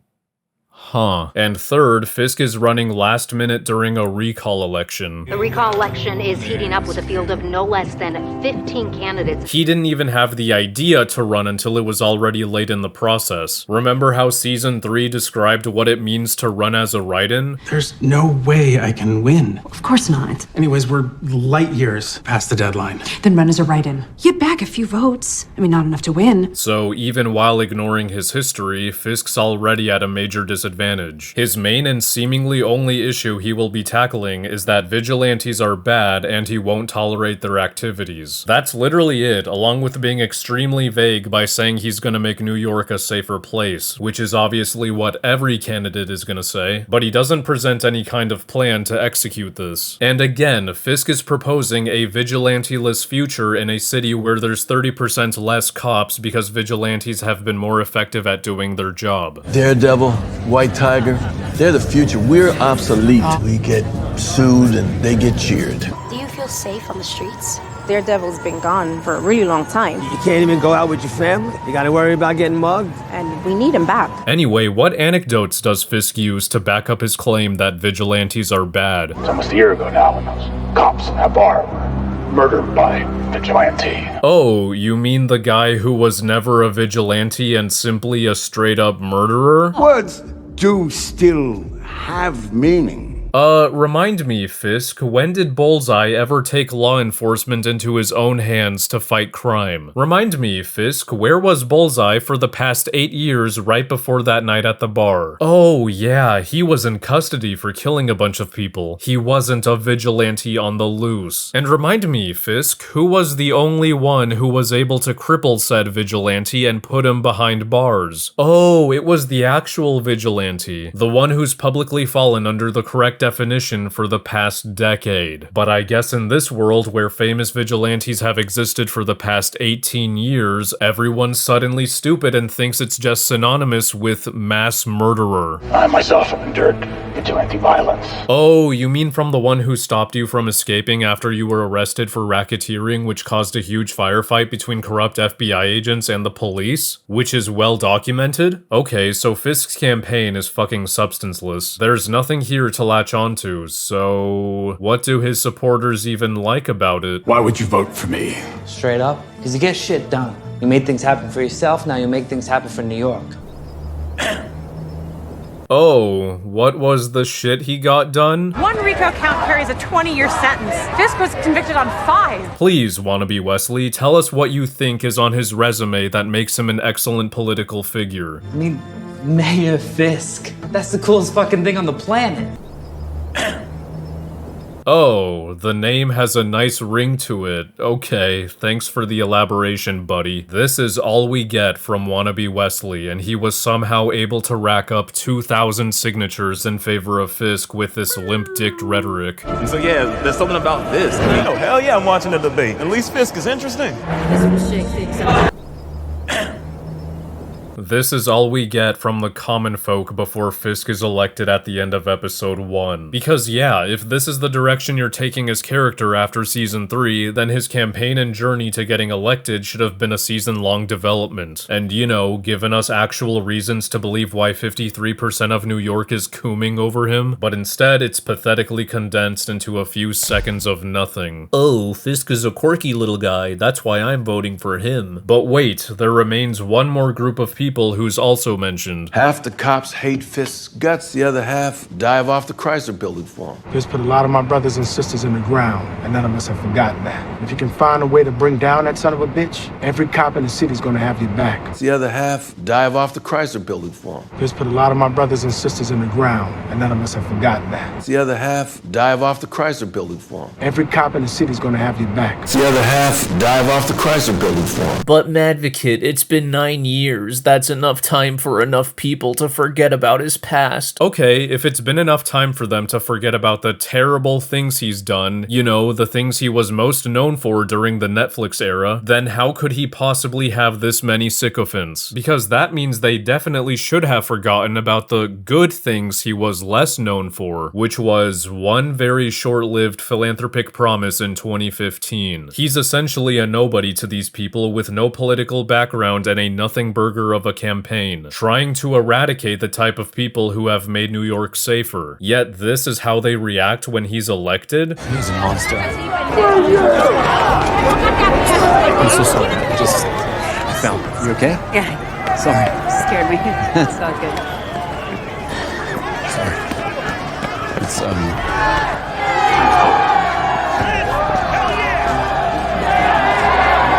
I will live up to that hope as your mayor. Professional advice. That's, because I'm not your therapist, Matt. I thought this show was supposed to be grounded. And how is it an equal split amongst the NYPD? In episode 2, it's revealed that the very much beloved commissioner fucking hates Fisk. He actually remembers what happened in the Netflix show. Did he not vehemently remind and influence the department in any way? Gallo was a celebrated police commissioner, maybe the most beloved the city has ever seen. Mayor Vance was the mayor of New York in 1874. He served for 1 month. It is my personal mission to make sure that your term is shorter than his. I didn't kill Officer Shanahan. Maybe not him, but plenty of others. I see right through you, Fisk. Once a thug, always a thug. See you around, Kingpin. Do you know that Wilson Fisk was the main suspect in your uncle's murder? Brett Mahoney is in season 2, back in his role as Detective Sergeant, and he is yet another reputable voice who should have had a major influence. What about beloved ex or current District Attorney Blake Tower? The way you stood up to Wilson Fisk was an inspiration to us all. And last but not least, like I mentioned in my other video, literal Avenger Hawkeye would have publicly warned everyone about Fisk and his criminal activity from as recently as 2 years ago. Well, that's the guy I've been worried about this whole time. Kingpin. He seems to know about Fisk's Netflix history if he says things like this. Kingpin will not take this lightly. He's going to react, and he's going to do it in a big way. You took on Kingpin all by yourself. Not many people walk away from something like that. He has a literal video of Eleanor Bishop admitting to killing a man and pinning it on another under Fisk's orders. Which, by the way, the police arrested her and were going after Fisk for this. He was on the run. He's not here. He's gone. And we got zero follow-up to this? He's suddenly not a wanted man? Do you see what I mean when I say thanks to Disney's dogshit handling of this IP, I have no reason to believe whatever solution Born Again comes up with to arrest Fisk cannot simply be undone? But Clint is retired now and doesn't want to get into any more trouble. Okay, he was also retired in Civil War and in his show, yet he immediately went to help Cap and take down Kingpin. I'm not going anywhere until this is finished. You're telling me he'll put himself at risk of incarceration and death, but he won't denounce the mob boss he has a history with running for mayor. And why haven't any of the other Avengers denounced him? A lot of their heroics have taken place in New York, and they are back to being textbook vigilantes ever since the Sokovia Accords were repealed. May I remind you that the Sokovia Accords have been repealed. But while a great many people see you as heroes, there are some who would prefer the word vigilantes. Fisk's anti-vigilante laws would basically be a repeat of the Accords, but worse. The Avengers are straight up not allowed to save lives in New York ever. Remember how they lost in Infinity War because the Accords forced half of them into hiding? And Clint would educate them on Fisk's history and how his campaign needs all the pushback it can get. There's Captain America, who's respected and working closely with the government lately, Ant-Man, who seems to be universally loved by the public, Bruce Banner, who is no longer worried about going out in public, so he's probably respected again, all who were or would have been anti-Accords in Civil War. And you have to keep in mind that they brought back everyone from the blip in late 2023. Just 3 years ago, that is fresh in everyone's mind. And if you've made it this far into the very unique and specific list of everything Fisk had going against him in this very distinct world and are still claiming his election makes sense because convicted felon Donald Trump became president. Jesus Christ. It's time to stop! It's time to stop, okay? No more! Where the fuck are your parents? Aside from wannabe Wesley, the only other character we see contributing to the success of Fisk's campaign is Bibi Urich, Ben Urich's niece. I must say, your coverage of my campaign was spot on, and not for nothing, you're one of the first people to take me seriously. So, one question, why? Because it's confirmed she doesn't have amnesia about the Netflix era. Do you know that Wilson Fisk was the main suspect in your uncle's murder? Yeah, I did. So if she knows what Fisk is capable of as some rich guy, then what does she think he'll be capable of as same rich guy with a seat in office? Why put more eyes on his candidacy? Remember, BB knows the law didn't apply to him as a dangerous mobster. And once Fisk is mayor, she gives him advice on how to not look bad by feeding him intel. One of my sources at the NYPD tells me that Gallo is now poised to resign. That NYPD's rank and file are planning on standing behind their guy in protest of you, Mr. Mayor. If you lose the cops, you lose the city. Oh wow, enough of the cops are loyal to Gallo to make Fisk look really bad. Yet he seemingly didn't do anything to sway the election. These two Zoomers apparently did more to Fisk's numbers than the Commissioner, Mahoney, Blake Tower, and the Avengers combined. So yeah, BB basically gave Fisk a heads up to blackmail Gallo into keeping his position. She does say this. Why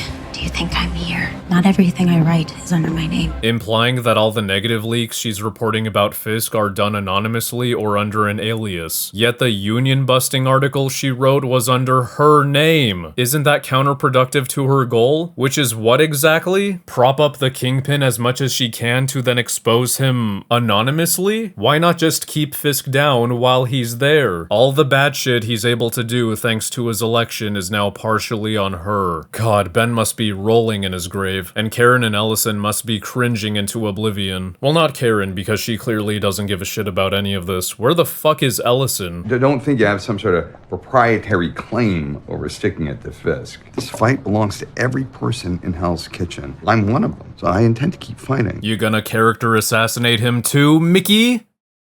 A lot of people like to point to Jon Bernthal as proof Born Again was saved by the overhaul, because he claims to have rejected returning for the reboot because he didn't like the direction they took his character in. It supposedly wasn't until the overhaul that he became more than pleased with the material and signed the contract. First of all, since you have to state the obvious with these people, actors can have laughable opinions, you know. This is simply an appeal to authority. And second, he was on board with the pre-overhaul Born Again. He lied. Somebody lied. On March 8th, 2023, he announced his return as the Punisher on his podcast channel, a day after posting a Punisher pic on Instagram. Variety then reported this as his official return to the role the same day. The creative overhaul happened thanks to the writer's strike that same year, when Marvel had time to review what they had filmed during the production pause. But the strike started in May, and the overhaul was announced in October. So, what was Jon doing, confidently announcing his return as Punisher in March? And if that isn't enough, Charlie Cox further shattered this narrative by dropping this bit of lore. Speaking of Frank Castle, you and Jon Bernthal have the highlight scene of season 1 of Born Again. That conversation you guys have. Well, here's what I heard, which is a kind of cool story. I don't know if it's true, but we shot that the last day before the strikes. What I heard was when they were then looking at the show and editing it and putting it together, that scene made it by one day. And they showed that scene to some of the high-ups at Disney and Marvel, and they saw that scene and they were like, this is great, this is the show we want to make. And that was part of part of the narrative behind shifting direction and continuing down what we had done previously, which is, tell kind of a very dark, sinister version of Daredevil. Wow. So we are grateful to, Jon wrote most of that scene. Oops. Speaking of that scene, it's funny how you can even tell it's pre-overhaul by just paying attention. Keep in mind, Foggy was still killed off in the opening, but by a corrupt cop, not Bullseye. You and your goddamn system.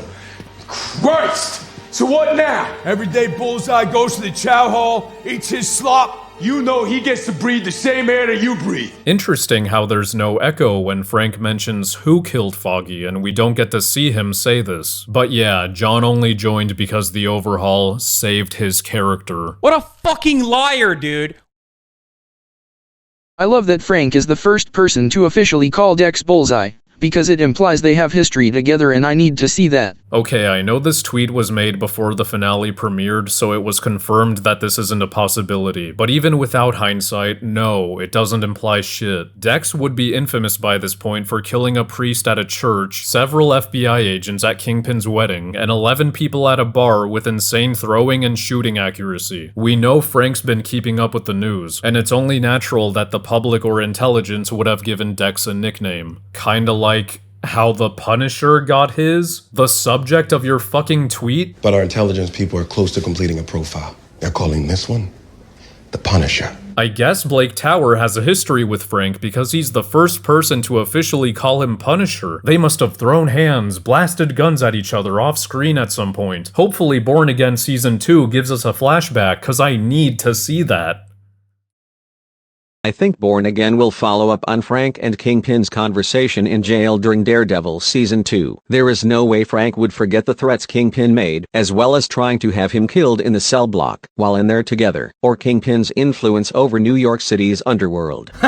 Nope, Frank Castle is yet another character that should but does not care about Kingpin becoming mayor. He has a whole wall of targets he's picking off, and Fisk just isn't one of them. Next time I see you, only one of us walks away. He doesn't mention him once during his and Matt's reunion. Instead, he tries to goad Matt into betraying his no-kill rule because Foggy's dead and he didn't kill Dex for it. Except he tried. He literally tried killing him for it, in a manner that should have killed him. That's the whole reason he abandoned Daredevil. What I think is happening here is, again, since this is a pre-overhaul scene, Matt never tried killing the cop who murdered Foggy, and his death alone was enough for him to throw in the towel. This would directly tie into the reason Matt is here in the first place, because another corrupt cop killed White Tiger. That's why it doesn't make sense that Frank is confidently claiming Matt didn't do anything to avenge Foggy. That's why Matt doesn't correct him, nor does he recount the event accurately, because he originally didn't push anyone off a building. I ran him down. Oh, for Christ's sake. I did what I had to do. I let the system take care of the rest. That's why he isn't bringing up Fisk, because none of the Season 2 and 3 history existed when this was written. Because if anything, Frank should be using Fisk as the example for why the no-kill rule doesn't work, as proven in Episode 9. Yet Bullseye, the man Matt actually tried killing, is Frank's bait. Okay, Frank also tries getting Matt to break his no-kill rule in Episode 9, and it's just recycled drama after the developments in the Netflix show. Haven't we done this before? While they did butt heads pretty hard in their first interactions, they eventually come to have a grudging respect for each other. Towards the end of Season 2, when Matt tells Frank he can have it his way just once and kill the blacksmith, Frank warns him that doing it once is already a point of no return. That's not how it works. You cross over to my side of the line, you don't get to come back from that. Not ever. Why would he be warning Matt about this if he truly wants him to kill his enemies like him? He would have kept his mouth shut. Frank even calls Matt good in Punisher Season 2 for not being like him. Hey, Matt Murdock, does he know you're here? What does that have to do with this? Come on, Karen, he's good. Don't throw that away from me. So it is annoying that he also suffers from regression in Born Again. No one is left unscathed. He pranced around the city in a Halloween costume, beating the snot out of bad guys. Hey, thank you for your service. Come on, Karen, he's good. Don't throw that away from me. Because you know you didn't do a goddamn thing, and it's gonna keep eating at you. It's gonna keep eating and eating and eating. There's no getting away with it. Come on, Karen, he's good. Don't throw that away from me. You know he gets to breathe the same air that you breathe. You feel good about that? Come on, Karen, he's good.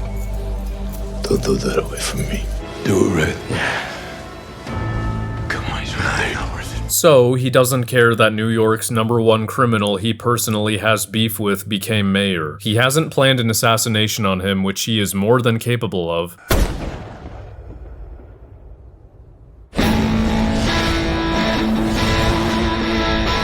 And he's trying to pressure Daredevil into killing again. Not a great start. He is then made into a thundering dumbass when he enters the den of Punisher cops with no plan, no strategy, no wit, despite years of experience as Punisher and serving as a Marine. It's actually embarrassing after having watched scenes like these.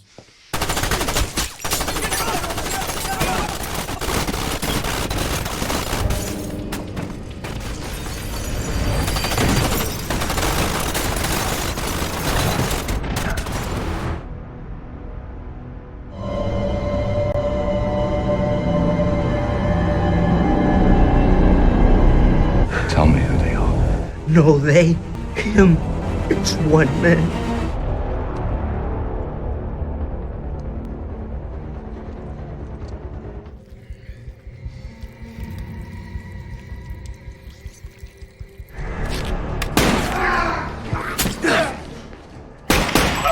Frank went to the LZ all by himself, draw the bastards away. Why didn't he order one of his men to do it? He certainly could have.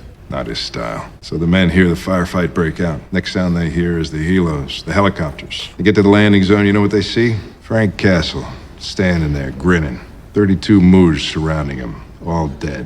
Whoever you are, this is the stupidest thing you've ever done. And it's getting stupider every second. Whatever you think. Don't even think about it. Get on your knees. No? Suit yourself. Gun's empty, asshole.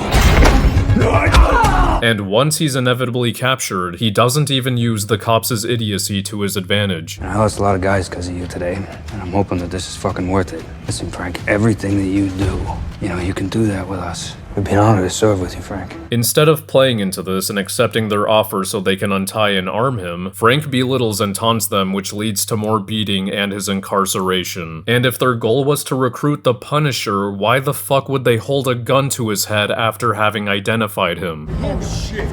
Punisher.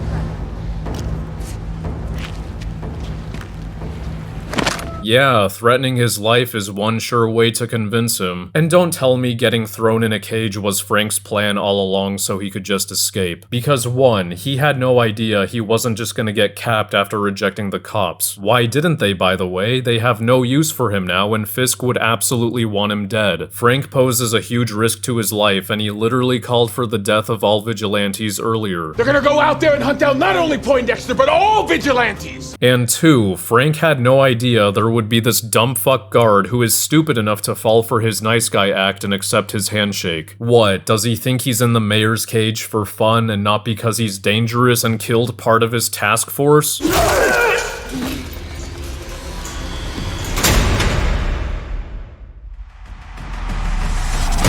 Genuinely embarrassing way to end your season finale, holy shit. And I know all the normies are sucking off the Punisher Cops plotline dry for being social commentary, for being a reference to real life, and for aging well with the current ICE bullshit. But first of all, that does not automatically equal good writing. And second, Punisher Cop fanboys' existence just doesn't make sense within a universe where Punisher exists. It makes sense in real life because he's fictional, the most he amounts to is an idea. But Punisher in the MCU has killed corrupt members of law enforcement. Didn't we get a whole 2 episodes dedicated to a vigilante who's hated by the cops for supposedly killing one of them? And as shown in the clips I've already played, the Punisher cops are not just a fan of his ideology, they worship him as a person. They want to fight alongside him. And even if you want to disregard Netflix to be fair to Born Again, not only did he just kill the task force at Matt's apartment, which should have completely shattered their idolization of him.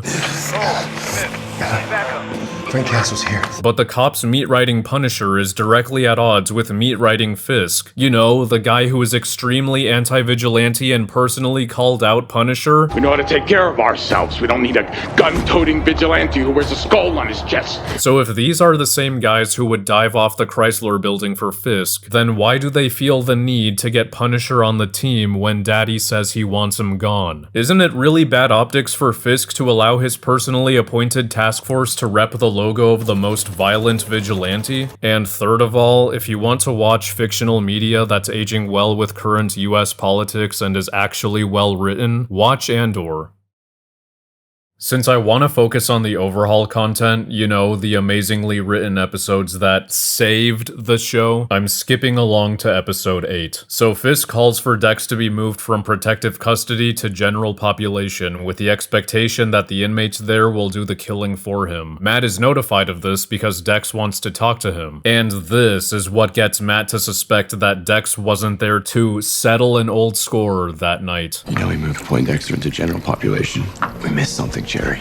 Fisk, Poindexter, it's all connected. Yeah, it isn't because of the extremely suspicious and coincidental circumstances that I already went over that gets Matt to suspect. It was because Fisk now wants Dex killed. As if that's something strangely out of the ordinary. Yeah, because why would Fisk want anything to do with Dex? It's not like Fisk would take advantage of his God Emperor power as mayor to get rid of the extremely dangerous man who tried killing him and his wife on their wedding day and would still hold a grudge to this day. But you didn't just threaten me. You threatened Vanessa. And that is something that I cannot forgive.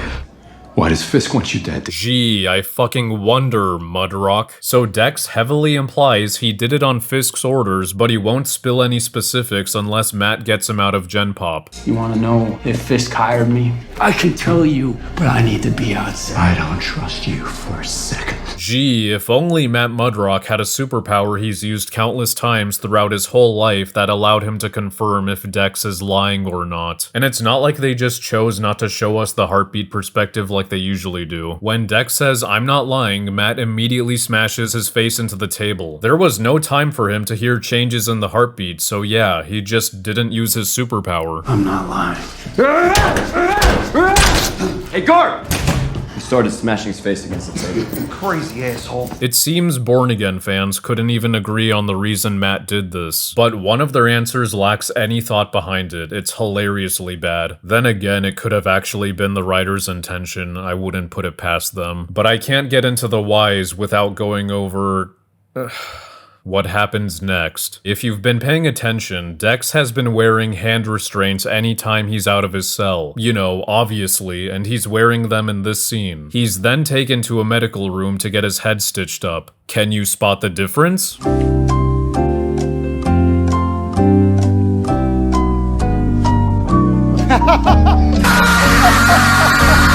The prison guard removed his fucking hand restraints to stitch up an injury on his forehead. You idiot! But Dex's upper arms were restrained to the chair. And therefore he had to go out of his way to remove the hand restraints because... oh my god, they fucking pulled a Kenobi. 3 troopers are bested by Kenobi, who was handcuffed when taken into the hallway, but then mysteriously isn't as he's beating them up. So either these guys are so fucking stupid that they thought uncuffing their prisoner was a good idea, or the director and writers forgot he was handcuffed, or they made the cuffs disappear on purpose because they didn't know how to get Kenobi out of this pickle. So Matt bashed Dex's face hard enough to loosen his left canine tooth, and as the guard begins unlocking him from the chair, Dex pea shooters it at the guard's eye so hard that blood gushes out of it. He falls to the ground and stumbles away from him. And all of the comic consumers coomed. But it wasn't just them who defended the fact that Dex's lungs somehow produced the PSI of a paintball gun. Bullseye. I've seen people argue that because Dex can throw things at lethal velocities, we can safely assume he can do the same with other body parts. Did y'all forget we got an episode that actually bothered to show us why he was capable of doing that? He excelled as a pitcher in baseball during his childhood. You know, where he got years of experience throwing an object with speed and precision, a skill he would then get to use in the Army and FBI? What fucking activity was he practicing off-screen that would have enhanced his lungs to this inhuman level? I guess these people are saying we could have professional athletes swap sports on a dime and perform just as well. It's all interchangeable, apparently. I hope no one's bringing up the existence of blowguns as proof a regular human can spit a tooth this hard, because shooting a blow dart with that much force relies on the long, airtight, and frictionless barrel and the blow dart's shape. It isn't just about your lungs.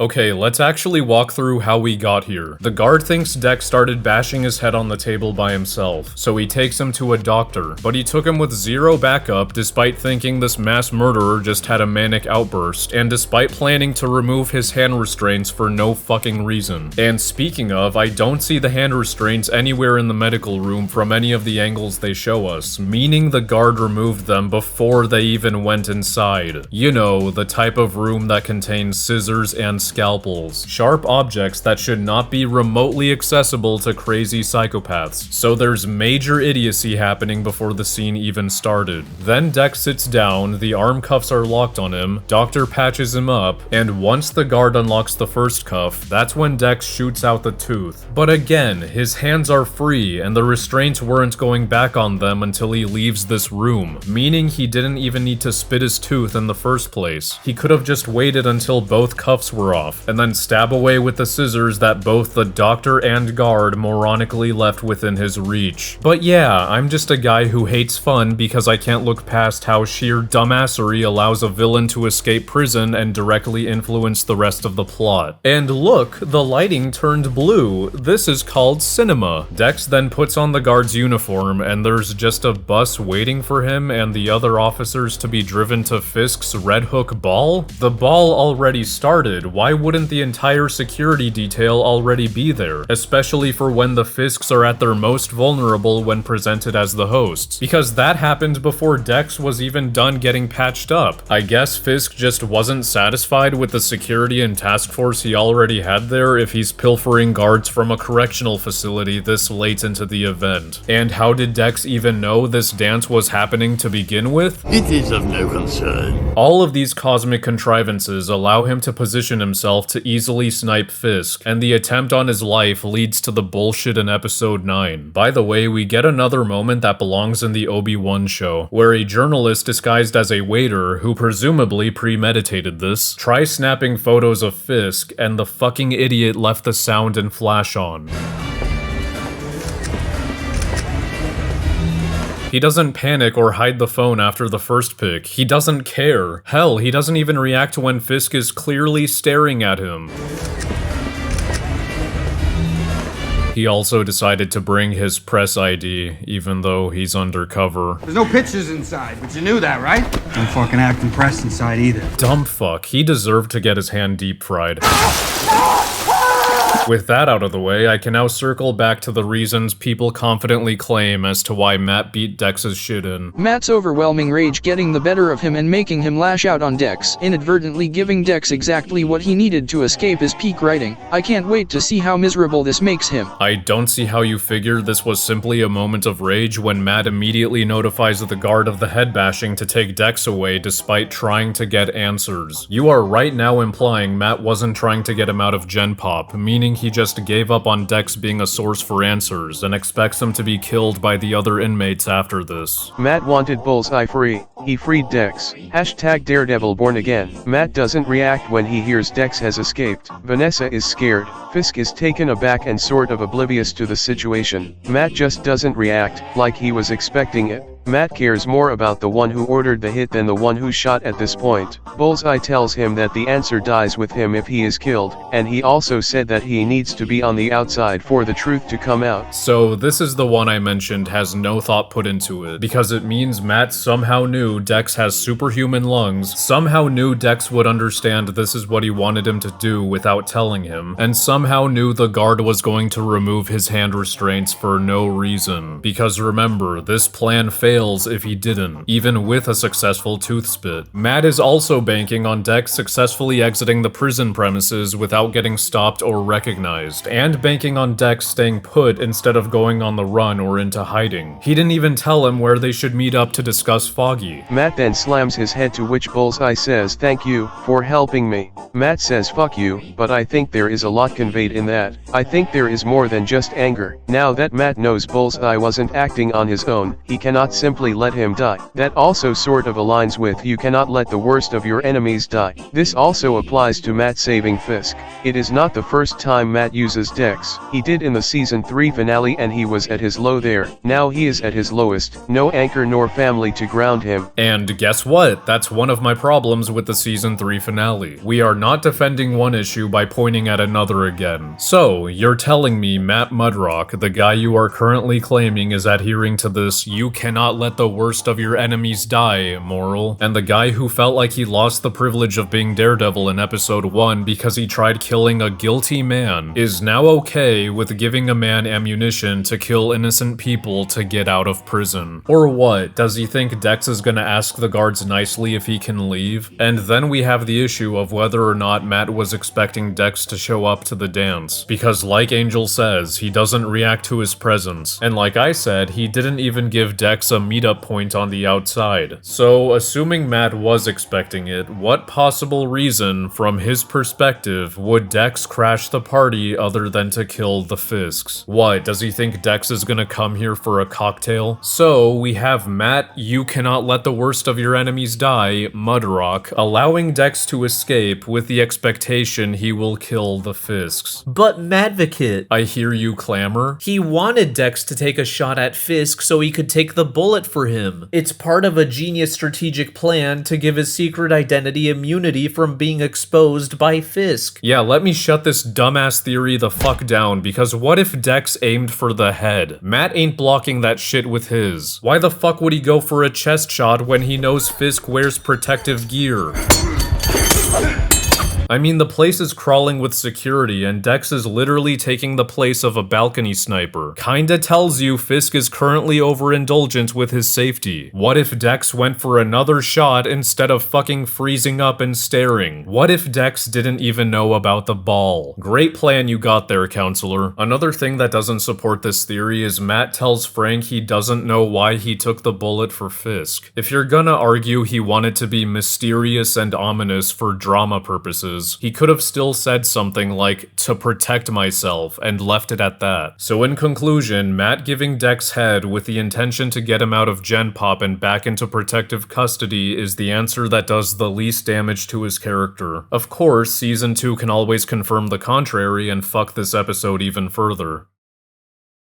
Spoiler hashtag Daredevil born again. Vanessa left Dex to rot and he was gonna kill her man for that. There's history in the gap between the shows. Do y'all think he taught her to shoot too? The entire world is about to forget what happened in Daredevil. I'm so fucking tired of the Netflix erasure, man. As if that show never provided a reason why Dex would want to kill Wilson fucking Fisk. Fuck, you couldn't even remember the first episode of Born Again where Dex executed his one job like piss. It's entirely his fucking fault he got caught. I don't see how you figure Vanessa could do anything other than leave him to rot since he immediately violated his conditional release. He's not getting a second chance. And considering Vanessa owned a gun since before Season 1... I know you're a dangerous man. That's why I brought a gun to a dinner date. No, I do not think Dex taught Vanessa how to shoot.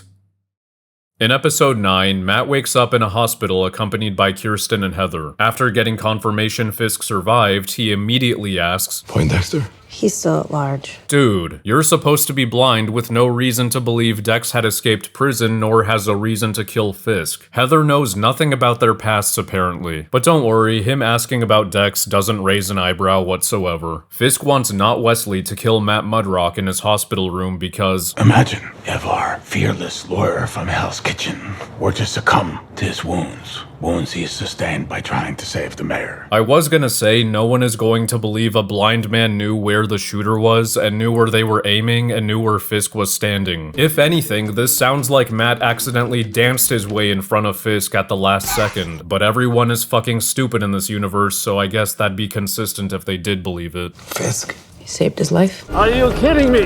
I'm blind! So as Not Wesley approaches Matt's room, he perks up from recognizing his footsteps. How? Matt's never studied his footsteps. There's usually a precedent set up for something like this. You have 38 minutes to get to Precinct 15.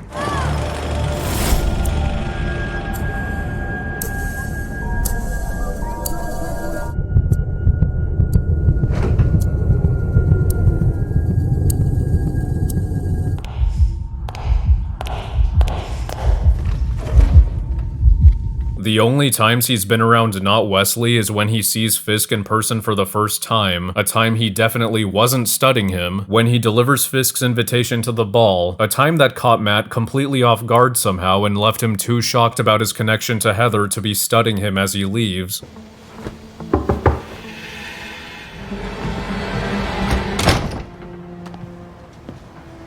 Heather, How do you know that man? And when they're both attending the ball, another time he definitely wasn't studying him. If you want to sell this moment of Matt recognizing these footsteps or finding them suspicious amongst the many footsteps echoing throughout a hospital, enough for him to ditch his room, then have an actual setup for it, cause this just looks like plot convenience. Speaking of plot convenience, Frank is told by Karen that Matt was shot and needs protection. How would you take a bullet for that, asshole? So that's why he waits for him at his apartment instead of going to the hospital he's currently recovering in? Frank doesn't know how bad it is, if he can even get up, or if he even planned on sneaking out, if Matt is even awake. So what? Frank knew he would escape the hospital and successfully get home on foot with a gunshot wound based on a feeling. We then switch from plot contrivances to plot armor when the duo jump off of the apartment to swing away from a grenade, and Matt is able to, by himself, hold on to a 200-pound man with the arm that was just shot a few hours ago and is freshly strained from having to fight people 2 minutes ago, while bearing the weight of a 200-pound man plus himself with the other arm. Yeah, he ain't doing all that. He would have dropped Frank and himself. But hey, maybe you're willing to buy Matt Mudrock's newfound upper body strength that's on par with Spider-Man's, so at least the swinging softened the fall, right?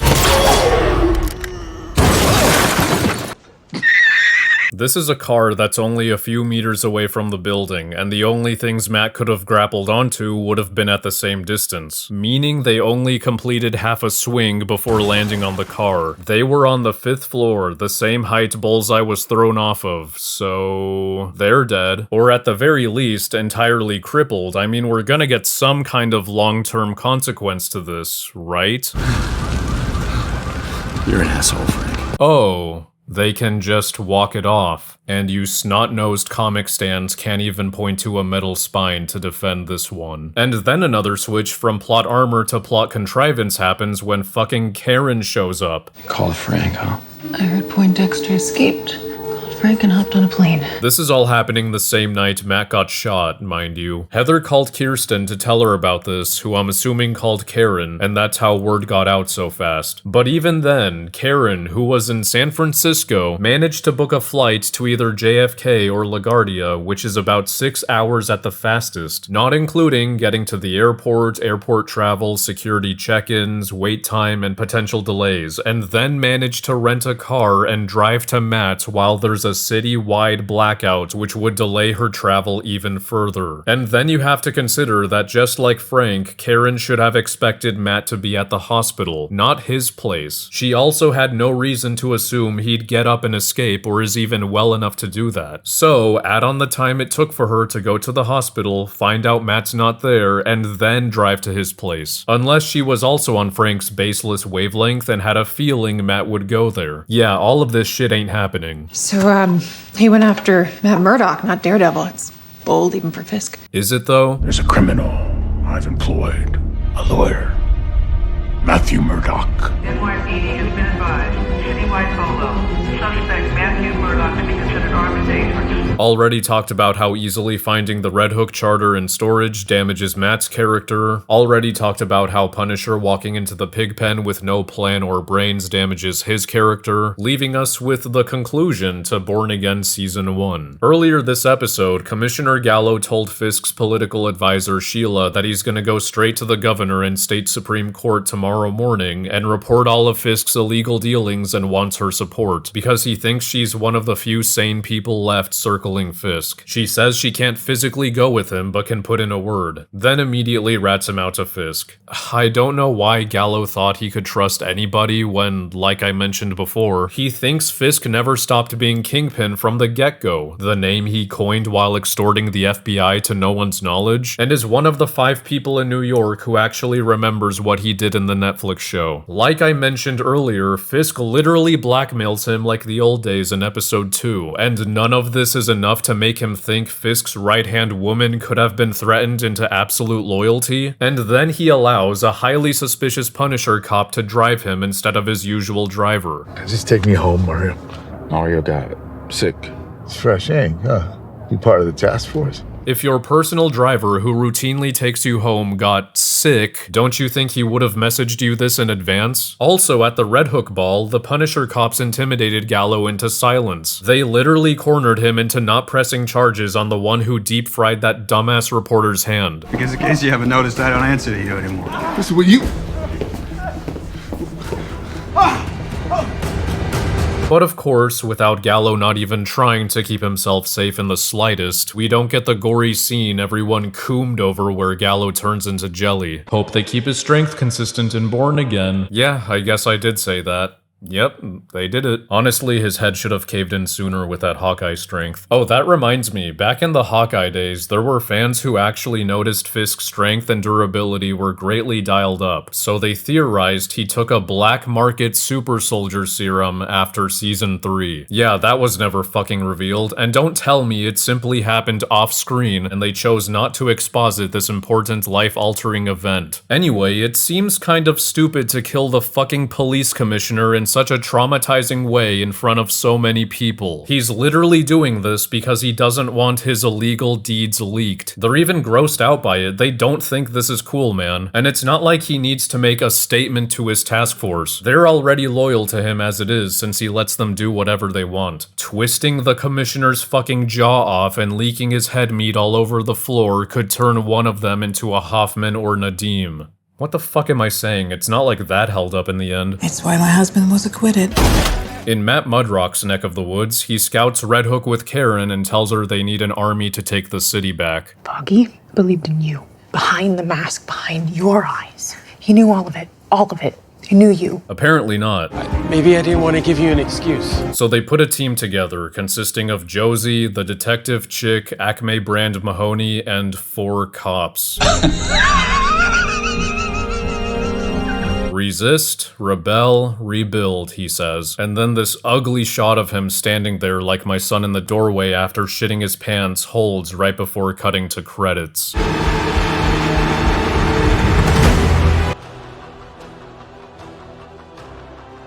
What is the fucking point of any of this if the status quo is Fisk goes to prison, he's prematurely released in a couple years, gets more power than before, causes a bunch of deaths, he's exposed, rinse and repeat. How do you actually stop him forever without killing him? They ended the season without even answering my one question. Most of the city still loves Fisk, he has the courts, he controls law enforcement again, Mayor has been redefined to dictator, and Daredevil still abides by his no-kill rule. So I am once again asking you, how the fuck is anything going to work other than killing him? So Daredevil and his army are going to punch their way to Fisk's doorstep. Then what? They're going to beg him to turn himself in? This shit hasn't provided an actual solution. They spat all over Foggy's message and what he calls silver bullets, so scratch doing anything through legal means off the list. That's the bullshit that people like Fisk want you to believe. Nobody's above the law. The only thing powerful enough to take down scumbags like him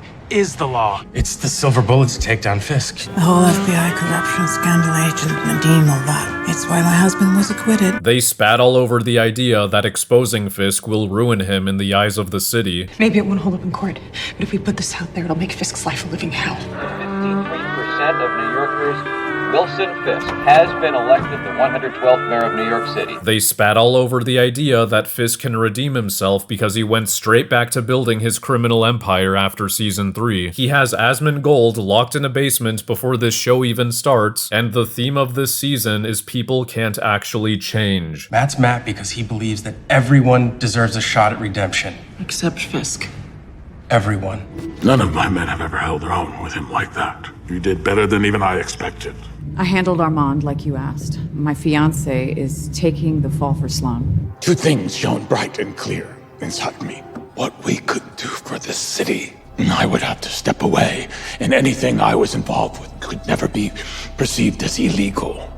I wonder, would you agree with that, Adam?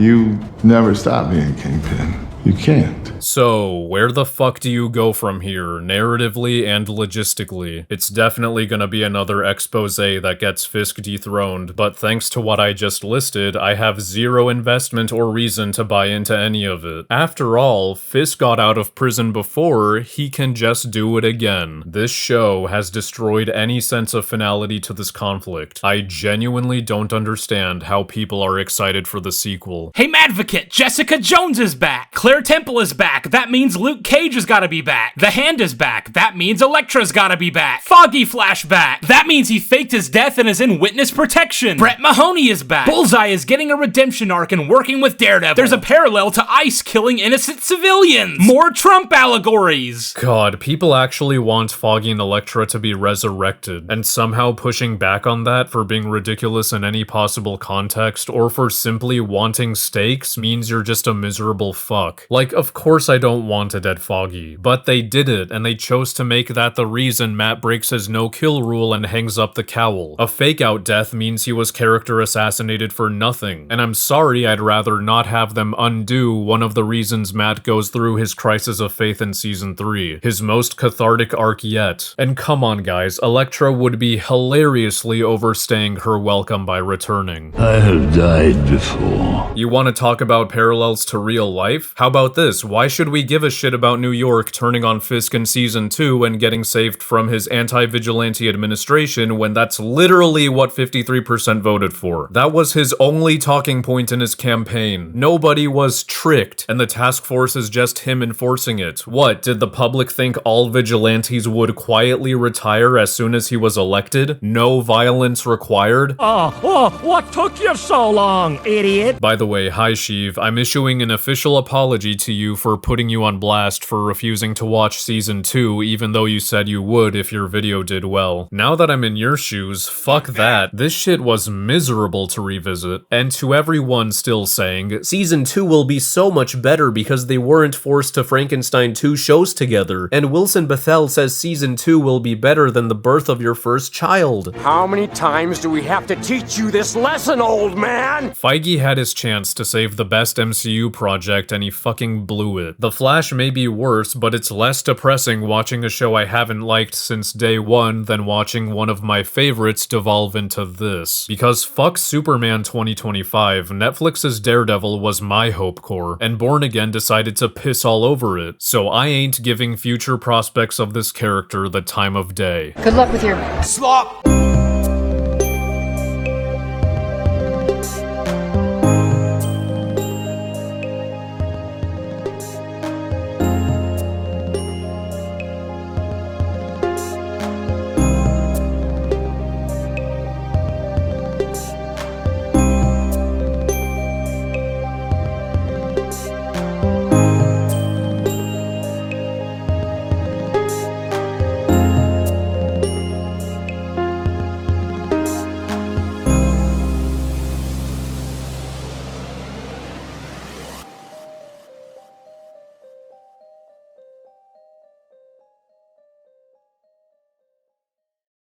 So this is definitive proof then that Fisk did not manipulate events to make Matt suit up as Daredevil then, right?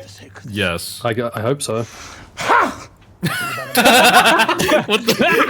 Hold up. Oh, okay. Clip it and ship it. We're adding that to the Rhino from Craven reaction. It's Filthy Frank, motherfucker! It's Filthy Frank, bitch! Let's get some pussy tonight.